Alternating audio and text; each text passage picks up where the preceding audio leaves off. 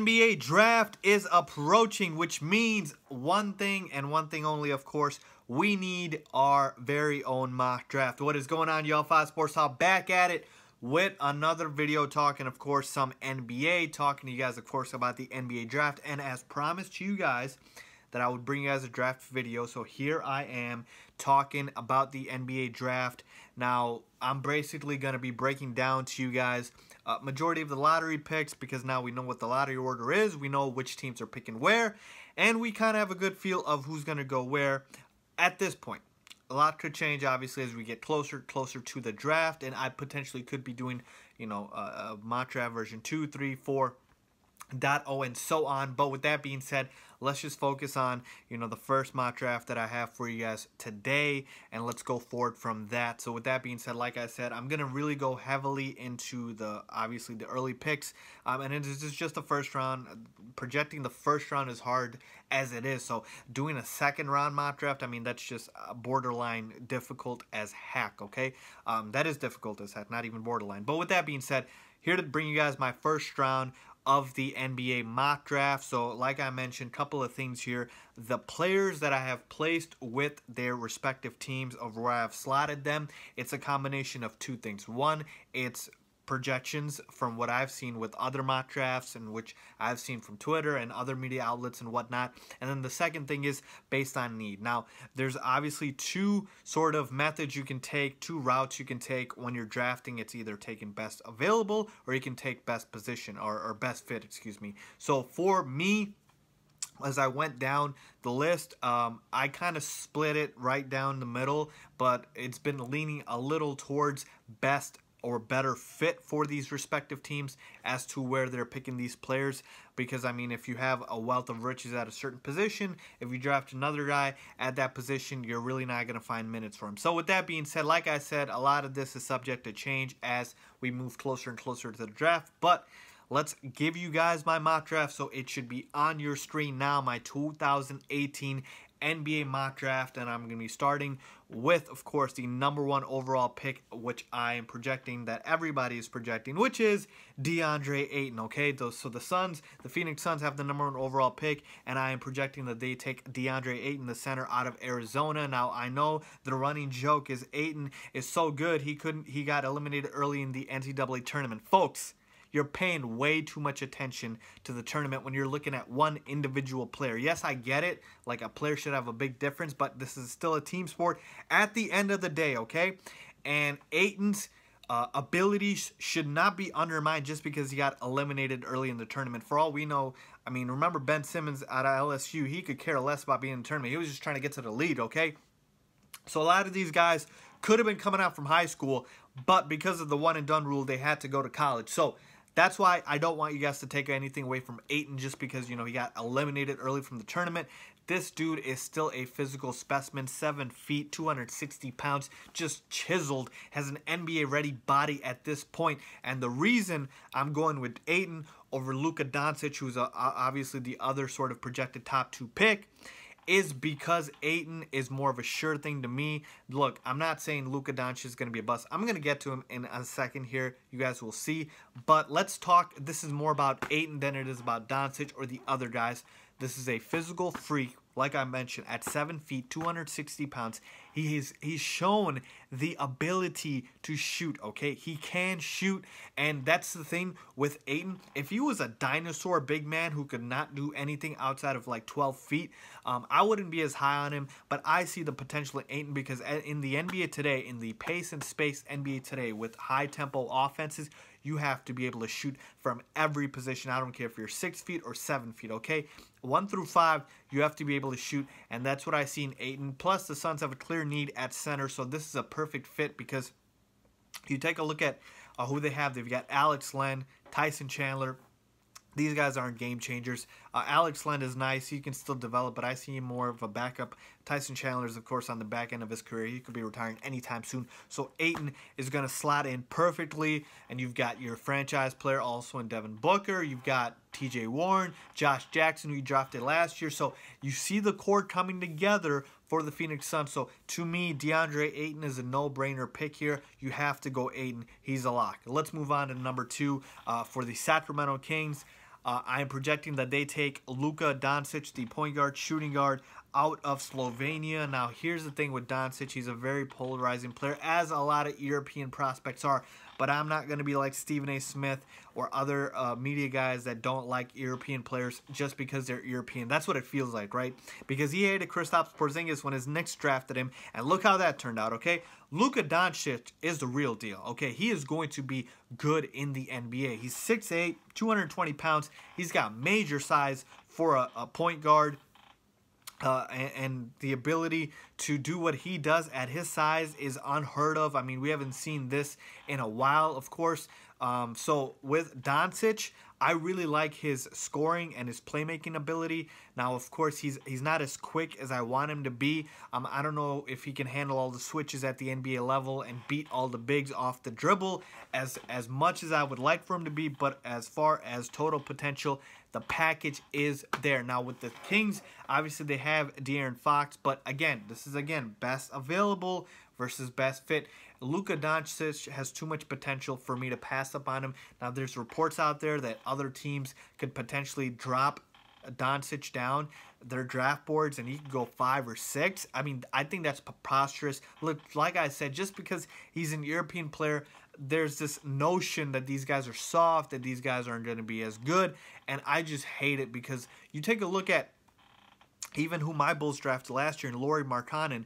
I mean, I wasn't super high on Lauri, but I wanted to give him a shot, and look how he turned out. I mean, my God, we need to stop putting this unnecessary stereotype on European players. They have just as good potential. They have just as solid of a floor and as high of a ceiling as some of these American players. So I don't want to take anything away from Doncic. I just would place Ayton higher than him just because the physical tools that Ayton has and the fact that the Suns have like 15 point guards in Brandon Knight, Devin Booker, Tyler Ulis, guys like that.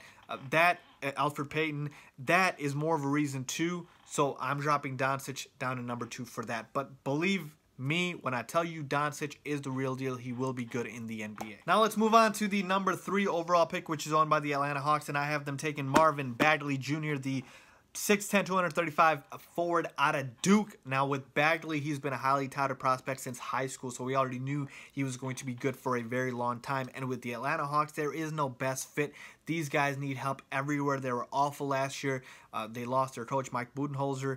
Now Dennis Schroeder might be out of the team too because he wants out as well. So a lot of moving pieces in Atlanta, and their rebuild doesn't look to end anytime soon, which means you've got a guy like Marvin Bagley who's got loads of potential, tons of potential, and you can give him time to develop. That's what I like about Bagley. I think he can be a nightly double-double threat. He's a great rebounder. He can score with ease and potentially become a stretch 4 down the line, if you will. So at number 3, I have them taking Marvin Bagley. Let's move on to number 4, the Memphis Grizzlies. I have them taking Michael Porter Jr. Now, this hurts me as a Bulls fan because I want the Bulls to get Michael Porter Jr., but I am just finding it hard to see that happening because Michael Porter Jr., before the back injury, was considered the number 1 overall pick. That is how high scouts looked at him. That is how high people thought his potential was. Now, it still can be that high, but of course, that back injury that he has, there's a lot of red flags around that. So that's why his stock has dropped. Still in the lottery, but it's dropped a little bit. But with the Grizzlies, they're in a similar position as the Atlanta Hawks. They need help just about everywhere. And Michael Porter Jr., this dude's a 6'10", 215-pound small forward, okay? Small forward, 6'10".